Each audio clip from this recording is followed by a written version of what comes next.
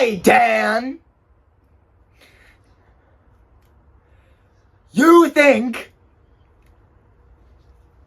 you can say these things about me, and you thought that I wouldn't notice, that I wouldn't respond? You thought you could get away with threatening me, and that there'd be no consequences. I'll tell you why you thought that. Because you're out of touch, you're self-obsessed, and you're horrible!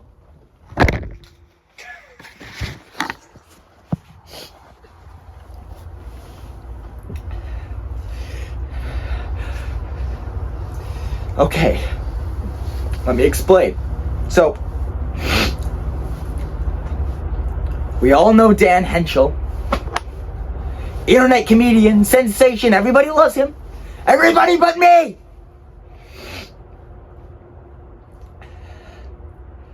So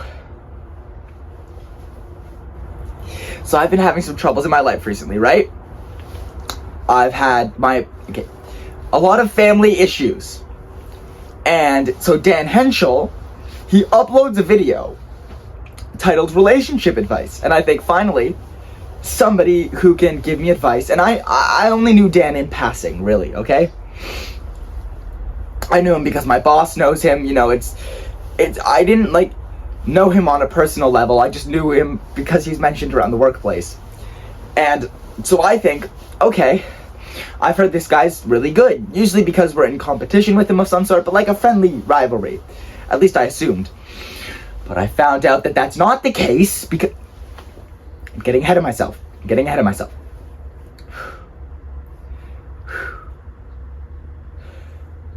So I email him at danhenschel69. Very mature. Very mature. Are you proud of yourself? Did you come up with that yourself? Or did your editor have to?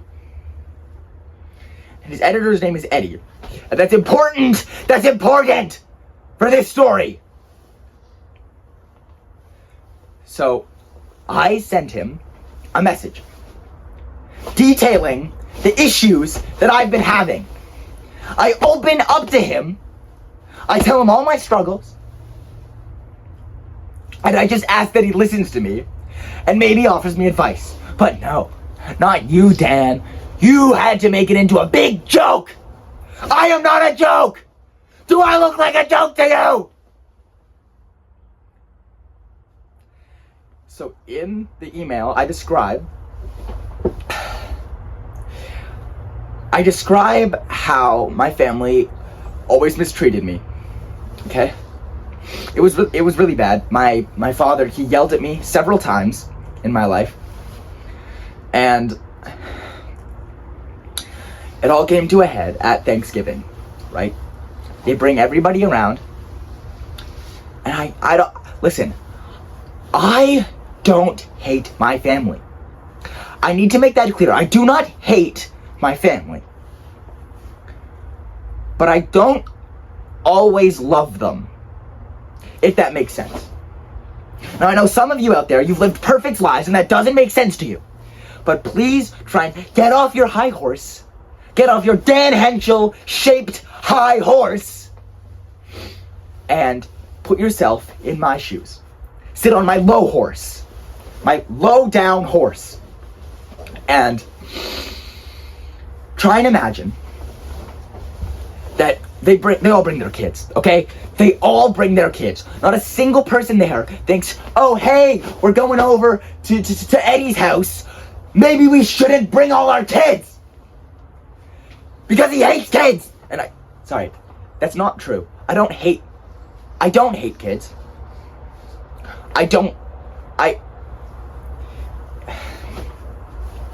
But these kids, okay, they're very difficult to be around.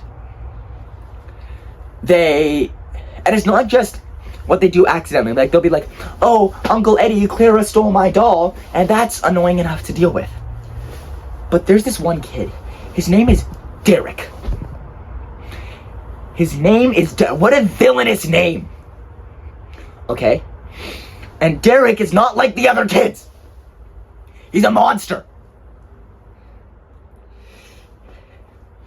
So They sit me for Thanksgiving at my own house at the kids' table. At my own house! I couldn't reach the wine, so I'm just drinking sparkling apple juice. Do you know how humiliating that is? And then this kid, Derek, puts laxatives into my dinner. What kind of sick, demented kind of person do you have to be to do that? That child was going to grow up to be a serial killer. He's a monster, a horrible person. Laxatives in my food. How does he even think of this? How? I'll tell you what, it's his damn father who's hated me. So I spend the next few hours of Thanksgiving dealing with the ramifications of having laxatives forcibly put into my... He drugged me. He drugged me unconsensually, and that's like a whole bunch of crimes, I'm sure of it. And then... So I'm thinking, this kid Derek is no good. He's never done anything good for anybody. Now we're spending money on feeding him, housing him, and apparently fueling his laxative-related... his laxative-related crimes. That's what they are, right? They're literal crimes. He is committing atrocities. And I'd just like to say, I don't hurt people. I've never killed someone before. And sorry about that. I had to take care of something.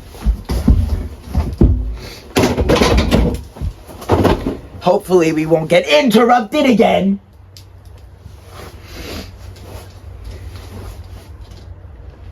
So you can see how this is getting to me. You can see how I'm struggling. And what does Dan do when he hears this? When he gets my email, what does he do? What does Hentschel the high horse, who's never suffered a day in his life, what does he do? He makes a video about his editor, Eddie, who I'm sure isn't even real. And he makes a video about pushing Eddie off a balcony. Does that seem a little targeted to you? Does that seem like a coincidence? No, it's not. And I think I know why he did this.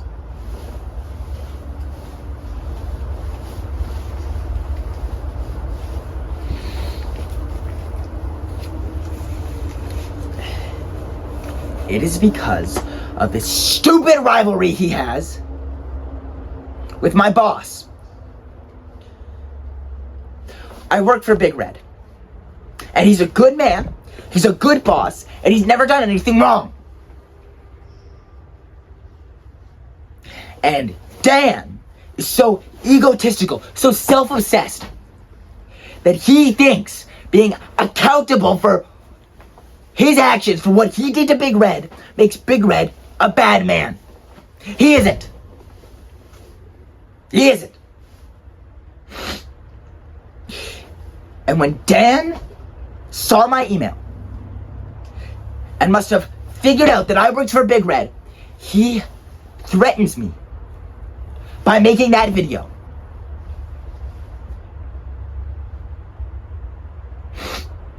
Are you proud of yourself, Dan? Here, I'll show you who you are.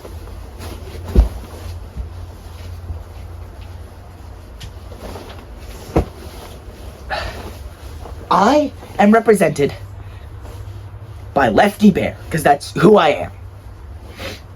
No matter how many times my therapist, who I love, by the way, great therapist, tells me I'm not.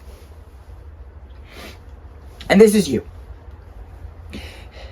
This dog puppet that my friend got at a Secret Santa, but didn't want. So I took it.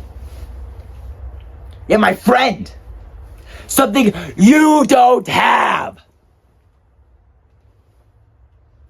This is you. And this is me. You're over here, making your little videos, being in the worst, and I'll be in the background.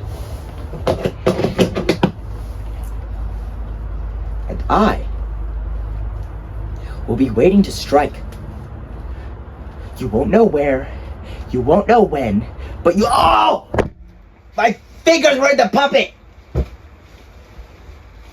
Ah! Let's get that back up.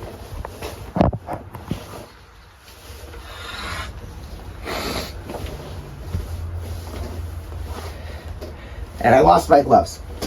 Doesn't even matter.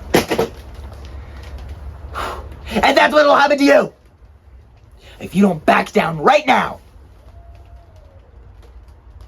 It's starting to rain, and this roof has a leak, so I'm gonna go. But believe me, Dan, you haven't won. And to everybody watching, pick the right side. All hail Lefty Bear! And P.S. Dan, you suck!